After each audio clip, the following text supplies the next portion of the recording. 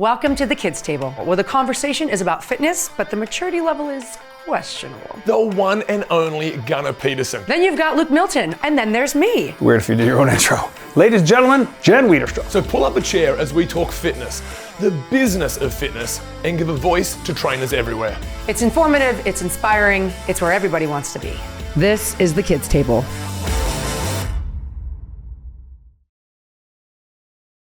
Today's episode is powered by YETI. Get in, get out, get going. Firstly, thank you everyone for sending in your questions. Yep. We actually genuinely appreciate it and we love answering them. So we're going to randomly throw up some posts every now and then. What do you want to know? What do you want to talk about? And it was really funny that when I put mine up, there was a common theme. So a lot of the stuff was talking about longevity, but specifically Benny Nace was like, what are, between the three of us, what are our best longevity tips? And look, I'm going to throw chivalry out the door and go first, Jen. So I think for me, the biggest one that I was wrong on, and I really tried to tough out as a tough guy and man my whole life, was I don't need sleep. And now I'm really focusing on my sleep, and I'm trying to sleep I'm nowhere near 8 hours, but I'm up to about 6.5 hours a night now. I feel way better. Yeah. So that's my biggest tip, is trying to get consistent sleep whenever you can. Connor always says that. Yeah. I made a conscious decision 30 years ago when I've been doing this 35 years, the trainer part. AARP. AARP is what Jen said in her coughing Chicago accent. It's bad when nobody laughs. I always thought I just nailed something great. Okay, 30 years ago, sorry. Right back to disrespect for those who have accomplished things in our industry. Years ago, I remember everything started hitting, right? And all I thought was, how can I keep this going? How can I keep training all the people that are calling? How can I stay on my workouts? How can my food prep? And I thought, I know what I can do. I can sleep less. I'll just get up earlier. There was a thing Arnold said once on a talk show. If you decide to wake up an hour earlier and do one subject for a year, think of how proficient you can become in that. Like whether it's read a newspaper, try painting, study a language, read economics books, whatever it was. He went down his list, and I thought, yep, I'll just go an hour earlier. Now, I was already getting up at 4:30, so it became 3:30, and I just thought, I don't need to sleep. I can push through. There are ways to manipulate the sleep with caffeine, with whatever, and so I became that guy. And I stayed on it for the better part of close to 30 years. I moved to Nashville, and I thought, this is not serving me. It's not good for my health. It's not good for my immune system. It's not good for my looks. It's not good for my patience. So I did what you did, and I shifted to focus on sleep. Again, nowhere near 8 hours, but I'll say if I did 3 to 5 for 30 years, in the last 3.5, I've done close to 6 to 8. And when I hit 8, look out, baby, because I wake up on fire. I've got a follow-up question quickly, because this has happened to me last night. I've been away at a conference. Now that you're used to getting a little bit more, when you get the 3 to 5 hours, does it affect you more than you remember it used to affect you? I'm terrible. Yeah. I'm terrible. When I was 3 to 5, if I got 5, I woke up and I thought, I'm crushing today. I got 5 hours, I'm on fire. But I know I wasn't. In retrospect, I wasn't. But now if I get 5, I'm like, oh my God, I'm dragging. Yeah. It's really funny, because right when you asked the question, I was like, mine is so boring, it's sleep. And you both said sleep. But mine started out of vanity.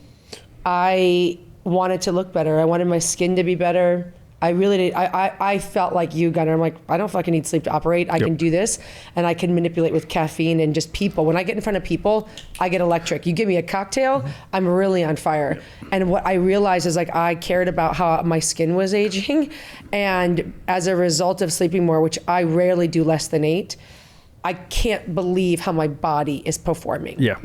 Yes, face is fine, hair is great, but the way my performance has gone, and that has lent to, I would say, my absolutely my 1-2 punch is heavy lifting. I don't just lift weights. I push at a 90%, 100%. I really move. It's done something to me hormonally that's revitalized my mind and my body in a way that I can't explain it. I feel like I'm 30 again. Do you ever feel imposter syndrome? Sometimes I struggle with not knowing all the things. imposter syndrome in that you've reached a certain level of success that you don't deserve, because I think everybody in every... This came through your account, so maybe just personally, do you ever feel imposter syndrome? Yeah, I think yeah, sure. I think you'd be hard pressed to find someone who doesn't, unless they're so tone deaf or just so incredibly cocky. But I think if they look, I had a friend tell me this years ago. He said, when people put their head on the pillow at night and it's quiet, they all have doubts, they all have thoughts. And I was like, do they? And I think now, having had this many years pass by, for sure they do. They have to. You have to think, and then you also have to think, even if you don't feel like an imposter in the day, do you feel the threat or the impending end, like maybe you can't keep it up, you can't keep it going. Maybe that's what makes athletes retire. I've never felt like I want to quit doing what I do. Do you feel like you're the best at what you do? I think it's too subjective. At least what I do is too subjective. Do you feel like an imposter in that what you're presenting, what you are offering as your service, as your business, is not worthy of it or isn't valid as a standalone? No, I don't think that. I know it is. I've tried it on in enough places with enough variety of a demographic that I feel comfortable in that. I will say I push myself all the time to, even this morning before I came here, I saw 3 people. My goal was, and you guys saw me at home, I was like writing the workouts, prepping, making sure that it was going to flow, that it was going to, wind up, wind down, end the way I wanted it to. I think you put in the work, and that's really the best way to avoid the syndrome. And anytime you're hesitant, or at least I am, if there's a minute in the workout that's not working and I'm super dialed in and connected to my people, I just look at what I wrote and I trust it. Not that I turn myself over to it, because it's flawed on many levels, but I go, when I prepped it, I was in the right frame of mind, I checked my work, trust it, just relax into it, trust it, and then I think you don't feel that way. I will say, from a different level, like I agree with that sensation around, I know me, I know the programming, I know what I can do. I did used to get a little bit more caught up on, gosh, I need to learn all of the new information coming out. I have to do all the new exercises. I have to go to these conferences and like learn what's happening and coming down the pipeline. And I started realizing the more I was stressing about getting everything to like absorb, I thought, you continue to be a student, continue to learn, but what I realized my sweet spot is uncomplicating otherwise very complicated or scary information. So, and I really like simplifying things for people, and I realized that's where I want to spend my time, not knowing everything there is to know about everything. That pulls me away from, I think, what I really enjoy. So when I realized I was stepping out of my lane, it created a lot of relief for me. I'm like, no, I don't know about all those things, but I do know a lot about this, and that's the lane I stay in, and that is what kind of gave me a sense of peace, and I think the syndrome left me. Sometimes the questions you get asked in the moment, if you don't know, I say, I've heard about that, or I read a headline on that, but I don't know enough, and it sparks me to go look at it in my free time. And I love coming back and saying, hey, I looked into that deeper, I read this study, or I read this article, or I followed up on 2 things, and then you bring some light to it for them and for yourself. But that's, I think you have to grow like that. The people who think they know everything, you're dead in the water. You are dead in the water. I think you're absolutely right. I think I agree with a lot of what you both just said. I think sometimes I can feel like an imposter but never a fraud, and I think that it's always the curiosity that keeps you sort of learning from others. And just to sort of carry on what you just said there's a lot of noise out there, and sometimes you get caught up in that, and sometimes you're like, oh my gosh, that guy seems to have 300 things going on that I don't really know about, but they're not at a level that you would deem to be success. Or in a lot of the times in business, you can have all these systems, all this thing, and you're like, oh my gosh, that guy's got so much stuff, or that company's got so much stuff. Well, why haven't they done what we've been able to do? And sometimes you just have to trust the authenticity and the quality at which you do something. And so I think in this industry, a lot of the times there's a lot of noise, there's a lot of sort of Instagram clickbait, there's a lot of stuff that can make you question yourself. I think as long as you stay true to your values, stay true to that, I think you can really get through the imposter. But I don't think it's a bad thing. I don't love the word. I don't like it. The imposter syndrome, to me, I don't love that phrase, because it almost sounds like there's some sort of like fraudulent activity in there, or, clown-like mentality. Yeah, but I don't ever want to lose a little bit of self-doubt in myself, because that's what actually keeps me going. It fires me up. Yeah, it's the same as when I was playing sports. It was like, I was always thought of myself as only as good as your next game, and I never wanted to embarrass myself in front of my mates that came, or my parents that came, and or the new teammates that you played. You just had the game of your life the week before, but then you got a new teammate in your team, and you don't want to let them down and all that sort of stuff. Yeah. So I think it's a pretty big, broad. I will say sometimes you get reassured. Sometimes I see things, especially if you scroll social, and it comes up in the feed, and you're like, I don't know, that doesn't seem, wow, that's interesting. That's new-ish. That's different-ish. I don't feel like that applies to me. I don't know that I subscribe to that. And I'll never write a negative comment, and I'll never question. I just look at it, and it's a gut feeling. And then later, this just happened, and I saw some guys on a podcast who I don't know, but I looked them up, and they were accomplished. Like, I respected where they were, and I understood that. And they destroyed this one person who is out there who posts a lot of negative stuff, and it's my way is the only way, and everybody else is different, and if you don't know it now, you'll know it later, and you'll all be coming to me, and I'll destroy the whole field because my ideas are so original and so basic, and you guys are all missing the point. And he goes pretty hard in the paint, and to me, that's a lot of negative information diet, so I try to push away from it. But then these guys just bashed him, and I was like, I wouldn't have bashed him, but by your bashing him, in my stead, I feel comfortable with my gut that it was a bit heavy-handed. So I'm like, thanks for handling that for me, boys. And I kept moving. So it makes you not question yourself as much when you see other people who you'd have no connection to getting on that train. Kind of how Luke mentioned, I'm obviously a trainer over at Training Mate. I've been in the industry. I'm a novice trainer, if you will. I've only been in the industry 3 to 4 years now. So it's definitely a newer thing for me. So since I'm talking to 3 bloody legends, I guess the first question is just what's some simple advice you would give to a trainer really trying to make fitness into more of a career and not just a side hustle or a part-time job. What's something that you guys did or would do different to really make it blow up? Well, by the way, I don't think 3 to 4 years in anything is novice. That's a lot of time. That's a college education. Yeah, you're halfway to expert. Yeah. Well, I'm learning every single day more and more. But I think, so I still feel novice. I think that white belt attitude is a really good one. I mean, I think one of the things that helped me mature as a trainer and really define myself as a trainer was knowing that I didn't know everything. And you've already kind of got that insight built into your own psyche. But I would go to a lot of other classes. I would go to Pilates. I would go to different, even like you said, you're a Training Mate, take other classes, like see how Ryan does a class, see how he sets them up, see how he motivates, see how he organizes his music. You get so many ideas from your peers, and because especially because then you're the user.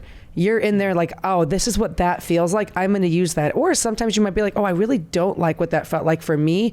I'm going to take that idea and shift it a little bit.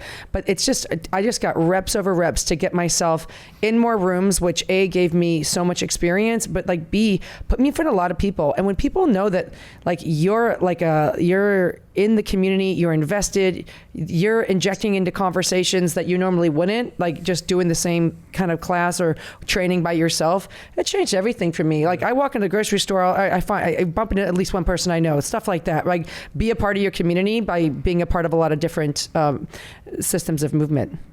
Yeah, I would go, I would, that for sure. And I would even spread that out more. I would look down, I would chase down all the disciplines. I would look into strongman training, powerlifting training, bodybuilding training, distance running, sprinting, mobility work, all those things, because it's an industry of poaching, right? And you're going to pull different things and put together a system that suits you or your client base. And I'm not talking about necessarily altering the program of Training Mate, but I'm saying adding to it, right? Contributing, because the programming has to evolve. Well said. So that the more seasoned members are always challenged, right? My goal, when I taught Group X, my goal was always to give, it was spinning. My goal was always to give the strongest rider in the room a workout. Luckily with spinning, if somebody wasn't up to whatever we were doing in the class, they could still stay on the bike and either pedal slower or drop the resistance, right? So they were still guaranteed a workout, but at least the leaders in the class weren't pulling back. Yeah, like you can't scale up on your own. Like field the highest fitness level, and then people can always regress and not always. Like I don't know how. Like in Training Mate, I don't know that they can without messing up the quan in the room, right? Does that screw up the flow? Training Mate is the complete workout, the perfect. No, but it is exactly what you're saying. You regress and progress everything, and I think that there's so much of what you're both saying. Mckenzie, I'll gas her up a little bit here. She's not just at Training Mate; she's over at Lifetime as well, and it's a little bit of a different environment, but. It is finding that way to exactly what Gunnar was just saying, challenge someone in the room or challenge the best in the room and really find your way. You're going to find movements in the different disciplines that translate and cross over, but also you'll find ways to cue it. Yeah, you'll find ways to sequence different things, segues, things to do like interstitially in the workout so that you're getting the most out of the allotted time. I love what you spoke about there because I know myself, like we've spoken about this on other podcasts, Macca, but it was like Gunnar's always said it's the industry of poaching. That's a positive, by the way. 100%. The amount of exercise that I've gotten from taking a Barry's class or going to a soul cycle class, or I just want to acknowledge how Gunnar's crossing his legs at the moment. Get it there. Wow. but it is like go to other people's classes, take other people's jokes, take other people's cues, like know when to give the cue, know what to say, and make it your own. 100%. Well, and that's the final thing, Mckenzie. It's like you do the reps, you feel it, you know it, and then you can speak to it with authority because it's yours now, and people can feel it in your voice and your body language and your presence in your setup that like, oh, this chick knows what she's doing. And you also audit and edit yourself. Yeah. Yes, meaning Gunnar. you got to be really honest with, you're given a certain cue that in your head makes sense and you don't understand why they're not getting it. If you've given it 5 times and they're not getting it, it's the cue. It's you. It's the not problem. them. But that's not a bad thing. You just go, oh, how can I make it better? Yeah. What can I say that connects with them? And it may be that cue works with some, but it doesn't work with others. That exercise works with some, but it doesn't work with others. Is that clicking in for you, Mckenzie? I know we're all shouting at you with passion here. But It flows. Oh, I love that. I feel like I'm reading the freaking Bible right now. This is amazing. You guys are incredible. And honestly, like, even just from... It's refreshing also to try new things because sometimes you forget as a trainer what it feels like to be a first timer in a class too. And I feel like there's been times whenever I've been in the other shoes of like, oh, I'm kind of nervous, or like I don't really know what to do, and it's important, whenever then you're on the coaching side of it to remember what those first timers feel like and what their perspective is like. Very insightful. It's way easier to learn if you let yourself be vulnerable. Oh, I think that's the best advice you get. And look, my tip is just be authentic, and you already are, but everyone here talking on this conversation is authentically themselves. All different, but authentically themselves. And all those tools that Gunnar and Jen have just said, make them your own. Go and be who you are. The positivity, and again, I'll gas Macca up. She's been through adversity that I've seen, been through everything, and she comes in with the biggest smile on her face every day because she's authentically very positive. Did he just call me a tool? What? I can't understand half of what he's saying today. So I have recently had a baby in the last 8 months. So recently is relative, right? But before that, I was doing in-person sessions and online personal training. With the baby, I had to take a step back from the in-person just with time management and recovery and whatnot. And so, Jen, when I reached out to you, it was to start a women's lift club. And I successfully started one. I had my first one last Sunday, and I've got a couple scheduled up. I know, I'm so excited. But that's part of my question.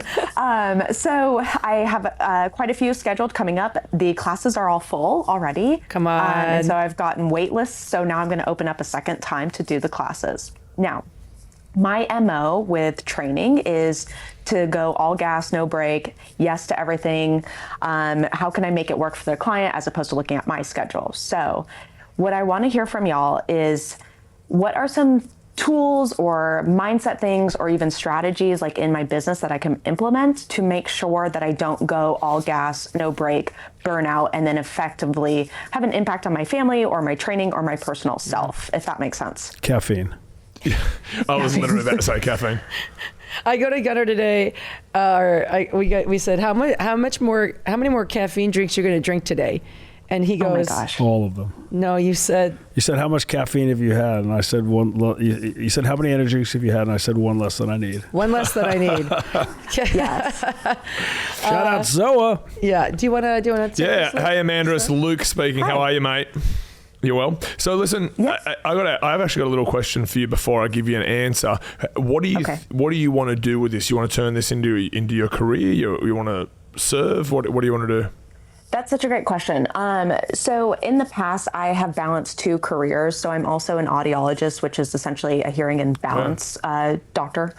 And so that career at this time has really afforded me the luxury of spending more time with my child in a comfortable income way, right? Because personal training is so flexible. Whereas before, what I would do, I started doing audiology part-time, and then I did full personal training essentially full-time, considering like my income, my ratios of income, and then as well as my like time spent. And my nutrition coach actually asked me this question a couple weeks ago. I don't have a good answer for that right now, because ideally what I would love to do is go back to in-person training more of a full-time basis, but that might be in a few years from now when my daughter goes to school or preschool. Yeah, so look, so my advice on that then, and I'll preface by saying family is the most important thing, and Right. Parenthood is the most important thing you'll ever do. Career-wise, I think it is all gas and no breaks until you get a structure that you're happy with and a career that you're happy with. In the early days, I didn't have the luxury of saying no to anything, so I probably did all the things I tell people not to do. Right, I sacrificed sleep. I just made ends meet. I said yes to absolutely everything, but then I got to the point where I could be a little bit more selective with the clients that I then took on. But at the start, it was just all gas and no breaks for me because I wanted to do it for my career. So I learnt a lot more off a lot of the mistakes that I made in either programming or who I was specifically attractive to as a trainer, and then I kind of found my little niche, but that took a lot of sort of mistakes until I got there. So my advice for you, and I'm happy to be disagreed with on this one, is burn the candle at both ends, and then you'll work out how to re-wax it. Okay. 100% agree. You guys both agree. But I'll tell you why. Okay. I work with a guy who's big time country music guy, and we were talking about certain words, certain turns of phrases that people use, and he goes, "I hate the word balance." And I just started laughing. I go, "Same." I said, "I hate the word journey." Somebody's on their journey, and I'm on a journey. Half those journeys are like 4-minute walks. Like, relax. It's not a journey. My fitness journey, like, chill with that. And I think balance, people striving for balance. So there's no such thing as true balance. The balance is what you make of it, right? And if it means 90% work and 10% family, then when you're with your family, give 200% in that 10% to try to get closer to the balance. And I know you can't make up for time, but I also think you'd be hard pressed to find people who are hyper successful at anything that got there by creating this work-life balance that everyone's striving for. I just don't think it's there. Coaching back-to-back sessions, the YETI Rambler with the chug cap is leak-proof, and it keeps ice alive all day, and it's so light and it's durable. Anyway, this bottle trains as hard as you do. Get yours at YETI.com. Get in, get out, get going. Or it should be yet in, yet out, yet going. One of the things that I wanted to say, being in the private sector, I play the support to the support. And so I know that they're getting a lot of the big rocks covered with the coaches at their schools. One thing that I try to do is reach out to that coach so that way I can see what they want done. For you, Cal, being the main strength coach, how would you want those private sector coaches to go about working with your athletes? Yeah, usually, and I'm open, right? So I hope that they're open to talking to you. You know what I mean? Like, that's always the real struggle, right? Because there's so many lines drawn in this industry, and well, what I'm providing is enough. Well, you know what? You can't provide everything when you got 25 people staring at you. You know what I mean? You just can't always do it. So I'll try to, the extra stuff. And all I'm trying to do is when you reach out, I think, just say, hey, I'm trying to work on his weakest links. Is there anything that we can do that you can't, just have an open door. But again, it's really hard because many of these people, it's their narrow-mindedness. And hopefully they listen to this podcast and realize that, right? Like that's what we're gunning for, is that we can change the framework of the, hey, just because you don't know everything doesn't mean that you're not smart or you're not appropriately coaching somebody. It's what I tell my kids. I go, it's not that I'm smarter than you. I'm just older. I've just seen it. Like, it's not. If we're watching a movie together and I go, oh yeah, that guy's a bad guy, it doesn't mean I'm divining that and I'm such a genius. I've seen the movie, guys. Like literally and figuratively seen the movie. That's actually a really great way to put it. You're like, oh, that guy, I don't trust that guy. I know what this feels like. You're right. Yeah, but they're plenty smart. They just haven't had the exposure, the experience that we've had. Yeah, and from your perspective, you're passionate, willing to learn, and then even maybe communicate back to coach. Hey, coach, when he does certain things, I've seen this, so I'm working on this, just to give you a heads up. Send the video of maybe the exercise, and then maybe that coach is even opens up. Hey, can I come over and watch your program and see what you're doing, and maybe you can help us. You know what I mean? Something. It's just, I think it's always a lack of communication and willingness to share will shut somebody down very, very quickly, and then, because you don't want that. You don't want anybody bad mouthing you when they actually don't know anything about what you do. Let's be honest, right? Sure. And that's the nature. Unfortunately, it's the nature of this profession. Yeah. It's really disturbing. So my first question that I would love to chat with you guys about is if you have a strategy behind balancing strength and cardio when it comes to women that are trying to be their strongest and leanest self. I train a lot of women, and some of them are afraid of weights. Most of them always want to do a ton of cardio. And so do you have a strategy behind how you train women when it comes to that? Do you want me to just kick it off? Because I think the intimidation around weights conversation might never go away. But what I'd like to do is it's only annoying until they get it themselves. Sometimes we just have to show them evidence of what's possible when they're doing it, and then you don't have to convince them anymore because they'll believe it themselves. But I do like to start with a middle ground of weight. So let's say you're working with this girl and she could have 50s in her hands and do deadlifts. Give her 25s and make her go slow. Like, I always bring in tempo to the conversation so they can feel the contrast in their body, the contrast against gravity, which will always make the weights feel heavier, but they'll feel more secure in the beginning with the lighter ones in their hands. And you can do that with anything. I don't care if it's a curl. I don't care if it's a lunge. Part of it is having an authority in their body. And I think just slowing them down not only helps them feel like all the corners of the movement, but they'll start to feel really connected to the dumbbells versus separate from them. And I think that's where, if they're kind of feeling worried with heavier weight, whether it's psychological thinking, I don't want to get big, or I'm going to make myself look foolish in here, it just takes the mind away from where it needs to be, which is connected to the muscle. So that's A. And then B, there's a lot of interesting literature out there, especially now with female physiology, but I only do sprint training. I said people can do gentle walking as much as they want, try to go that 8 to 10K a day is the gold standard, but I'll do sprint training. So 12 to 25 seconds on a skier, on a bike, on a treadmill, doesn't matter, hard as they can absolutely go, and then give them 2 minutes rest. And that's the way their quote unquote cardio comes through sprint training. Amazing. I love that. Any other? I love sprint training too. That sounds a lot more fun to me.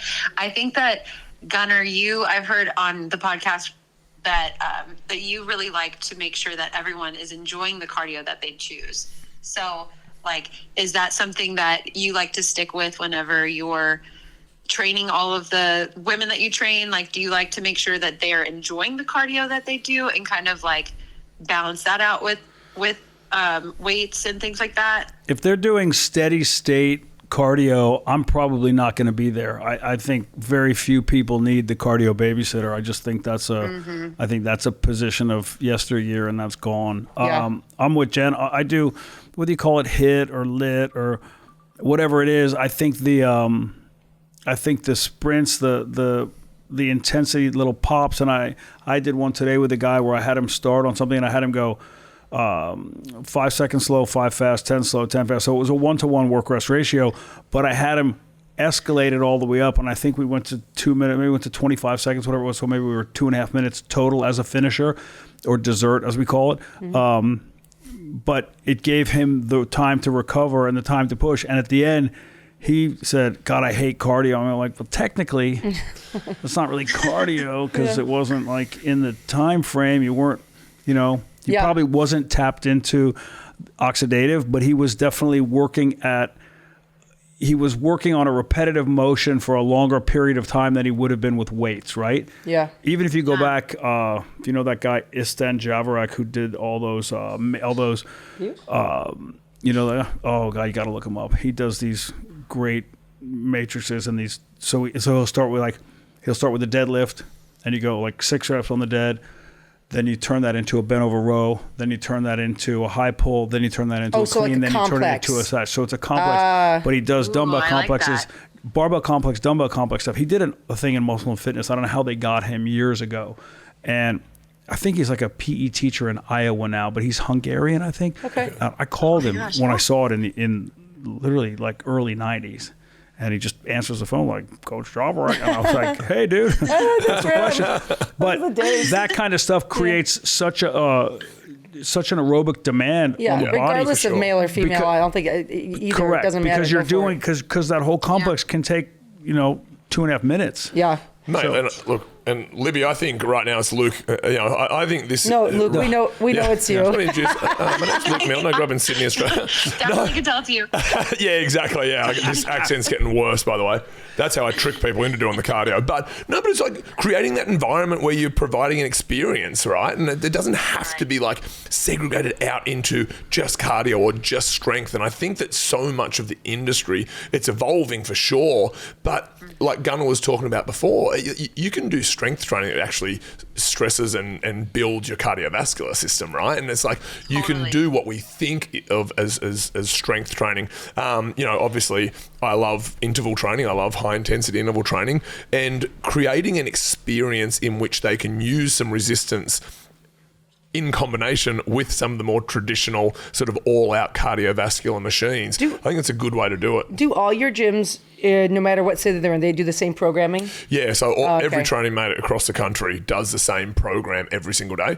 Obviously, every day is programmed differently, but every single day is a combination of resistance work and cardiovascular work. Yeah. I just think that, going back to what Gunnar was saying then, I just think we have to re-educate people on what strength training is and what cardiovascular training is. You have to back it up farther than that. You have to go, what's the goal? Yeah, exactly. Yeah. What's the goal? Like some people are coming in there, they don't, maybe from a heart health standpoint, they need the cardiovascular work, but maybe from a body comp standpoint, I would argue that the vast majority of people that I come across, other than athletes, are looking for body comp changes.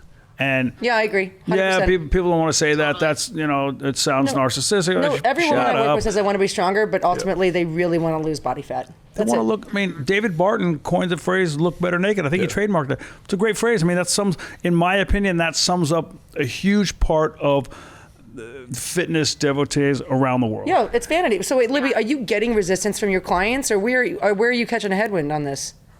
Well, I work with a lot of postpartum women and women who have gained a lot of weight that are trying to look better, but also what I try to stress with them is the functionality of life. They want to make sure that they can hold their kids. They want to look good in a swimsuit. We live at the beach, so we want to make sure that not only do they look good, but they're able to do everything in their life. I would argue that 90%. I would argue that 90% of them will pass their kid off to a nanny if they look great in a bathing suit. That's not true. But is there an argument? But are they not seeing the correlation between this kind of training and looking good in the bathing suit? I think that's the question. I think that they're now starting to, once they start training with me. So I kind of, at first, when we start training, I have to kind of walk through, okay, what is your goal here? Like you said, but also I get some pushback on, heavier weights. They're afraid of heavy weights. And then they're like, oh, like we can get on the treadmill, or, we can, like we can do some HIIT stuff, but like I'm trying to explain to them more about the, like, one, we work on endurance, so we rest a little less and do those interval trainings. But I think that I just wanted to hear from y'all that, because I'm from the South too, like what y'all's outlook on, you know, combining both cardio and strength, because it's kind of hard for me to explain to them sometimes why we do those heavy weights when they're trying to. I had a lady from an Italian publication 20 years ago argue with me about this, to the point where I got so fed up, and I go, I'll tell you what, come here, train with me for a month. If you don't change your diet calorie-wise at all and you gain weight, I'll give you 10 grand. Yeah. She goes, but Gunnar, how can you say I'll this? take that deal. And I go, with total confidence. By the way, I would have just been eating Cheetos behind your back. I would have. Wait, did she do it? What? Did she do it? No, she didn't do it. But because she didn't want to have to part with her bias. But mate, to your point, and I've heard you say this a million times, right? Easy. The weight alone's not going to like hypertrophize you. It's like, you know what I mean? It's the calories in, it's the protein also, levels, everything. There's so much stuff. Bodybuilding is bodybuilding, right? Hypertrophy is a lifestyle. Yeah. Hypertrophy is not a training program. Yeah. And you can give me all the hypertrophy training programs that you can come up with. If you're not doing all the other things that go hand in glove with that, it's not going to happen, dude. Yeah. And Libby, for yourself, some of the challenges you're facing too, there's so many hormonal imbalances if you're saying the majority of these girls are postpartum or whatever. And like, there's just so much around that. And Jen's laughing at me because she's actually the expert on this and has taught me about this. But it is, it's like, but there is so much going on there. I think that consistency is one of those things where you can rest your head easy on your pillow at night by, if you can keep these girls or the majority of your clients consistent with their exercise, it's not irrelevant, but it's almost less relevant what exercises you're doing more than the consistency, that human connection, making sure that they're moving their body and making sure that they're feeling more valued than just being a new mum or just being something else, and they're getting a bit of time for themselves with you. I think that's really important. They are better moms absolutely if they're exercising. Absolutely. Period. Well, totally. And you know, that's what I think, that like when I have 8 times out of 10, it's more of a relief when they come to me, because one, they're away from their kid just for a little bit, just for time for themselves. But 2, they're doing more than they were doing 2 months ago, 3 months ago. So already their body is changing, and then I just get to add to it. And then the relationship and the energy that they bring and everything that I give to them, I guess, is also just a contribution to it. But there's so much that goes into it. But the consistency, you're right, is a huge deal for them and for their bodies. Well, and that's why I was smiling when Nick. I was smiling when Luke was talking. Sorry, I saw the girls bring the tequila out and I got distracted for a second. No, but I smile because I love when men care about what's happening with women's bodies, but I think a lot of women get hooked up on the details that matter. If you're consistent, your body will respond. But the other thing I'll say too, because part of what I'm hearing in you, Libby, is sometimes like you almost as a trainer want to check, like, am I doing this right? And I'm gonna gas up Gunnar. We were at Summer Strong 2 years ago, and somebody was presenting all kinds of stuff it was a unique perspective on like tension and loading and everything like this. And I looked at Gunnar and I'm like, I don't know, man. I just do lunges. I use tempo. I use intervals. I keep them happy. I keep them consistent. Am I fucking nuts? Or is this guy overcomplicating everything? And Gunnar he instilled in me what I needed to hear is like, you're doing it right. 100%. Keep doing it over again. And sometimes you need that gut check from a peer to be like, no, you have the right answers. You're doing everything you're supposed to do. Keep creating that amazing ecosystem that you're making for them, Libby, getting them to come back, time for themselves. It's fun. It's kind of reshaping their identity again. And then like, they're in there, you know. And segue to a conversation that preceded your call, Libby. If they're not digging it and they're not digging you, you might not just be for them, and that's okay. There are 8 billion people in the world. Relax. Like there are enough people that will come and groove to your thing, that if the ones who aren't doing it, like, you don't have to sell it. You don't have to force feed it. If they don't get it, they don't get it. They'll come back when they realize whatever they finally embrace isn't serving them, or when they read somewhere and they're in a more malleable mindset, okay, maybe that does work, then they'll come back and try it again. But don't push it. If they don't buy it, then no problem. Good luck with Pilates, ladies. Like, and Lib, you have such a sweet energy about you, Lib. Like just even listening to your voice over this, and like I can even just hear how much you care about people, and the fact that you called in. Keep doing you, mate. That's going to be your downfall. Yeah. Oh my God. Ignore Gunnar. Listen to what Luke said. We're so grateful you called in, That's girl. going to harpoon your whole gig. Thank you so much. You're the best girl. I love it. I can't wait to listen back again. I appreciate your time, guys. Us too. love you, Thanks, mate. doll. All right, you're welcome. Bye. Bye. Well, that's it. That's the show. You're welcome. And we're sorry. Don't forget to hydrate, lift heavy, and maybe call your mum. Actually, after listening to the three of us, maybe call the priest. Please like and subscribe and comment, even if you only mildly enjoyed yourself. We'll see you next week.